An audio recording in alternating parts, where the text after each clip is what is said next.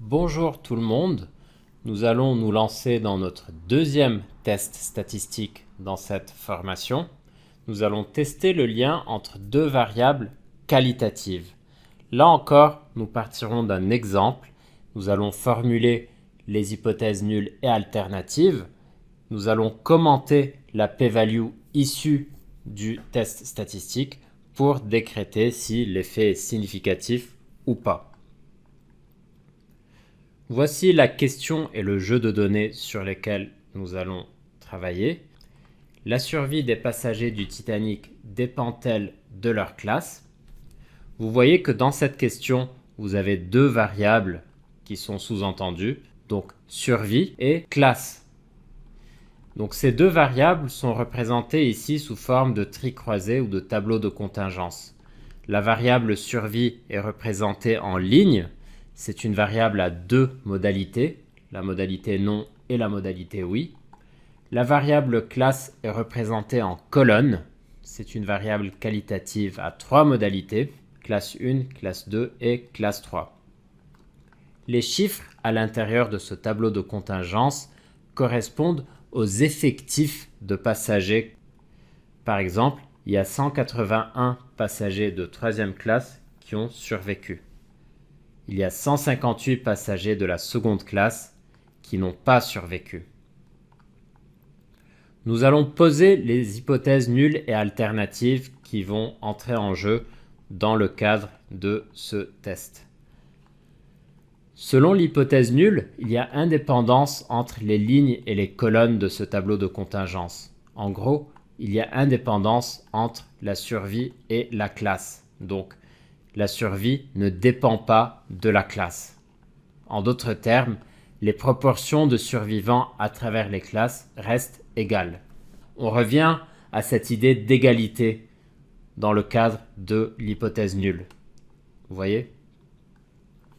Selon l'hypothèse alternative, on a une dépendance entre les lignes et les colonnes ou entre la survie et la classe.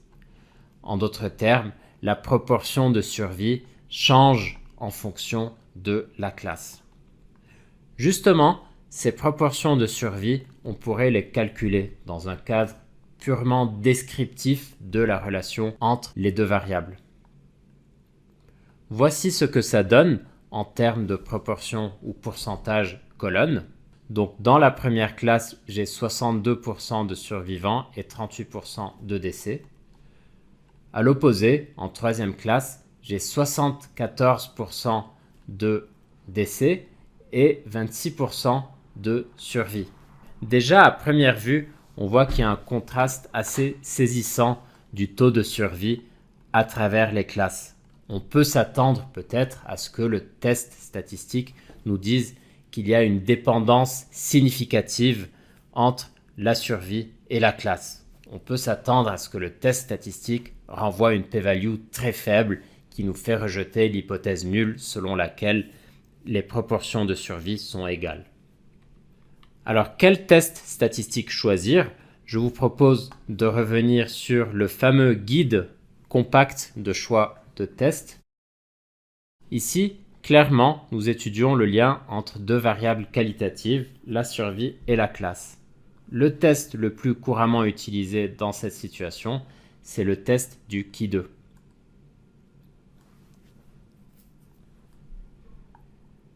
Comment est-ce que le test du qui-2 fonctionne? Donc, je vous propose le cadre théorique du test du qui-2. Voici nos données, de nouveau, sur lesquelles j'ai juste rajouté une petite information. J'ai rajouté les totaux des lignes et des colonnes. Donc par exemple, j'ai au total 323 passagers en première classe. J'ai au total 500 survivants à travers les classes. Donc ces effectifs-là, je vais les appeler les effectifs observés, ce que j'observe réellement dans mes données. Je vais imaginer un jeu de données fictif, cette fois-ci, et qui pourrait représenter ce qui se serait passé dans le cadre de l'hypothèse nulle. Je vais essayer de modifier chacune de ces cellules, chacun de ces chiffres, de manière à obtenir des proportions égales de survie à travers les classes, tout en respectant donc les totaux des lignes et des colonnes. ça donne ce tableau-là. Regardez, j'ai forcé les effectifs, j'ai modifié les effectifs, mais de manière à ce que j'ai des proportions parfaitement égales de survie à travers les classes. Nous avons imaginé donc un scénario fictif dans le cadre duquel le taux de survie ne change pas à travers la classe. Ici, on a un taux de survie à peu près de 38%, quelle que soit la classe, tout en respectant les totaux marginaux, donc les totaux en colonne et les totaux en ligne. Et qui dit proportion de survie égale à travers les classes, dit hypothèse nulle. Il s'agit donc des effectifs qu'on aurait dû observer sous l'hypothèse nulle. Et en statistique, ces effectifs-là, on les appelle les effectifs théoriques. L'objectif du test d'Uki 2, c'est de comparer ce qui est réellement observé aux effectifs qui auraient dû être observés sous l'hypothèse nulle. Et plus l'écart entre ce que j'observe et ce qui aurait dû être observé sous l'hypothèse nulle est élevé, plus l'effet sera significatif. Plus je pourrais affirmer qu'il y a une dépendance significative entre la survie et la classe.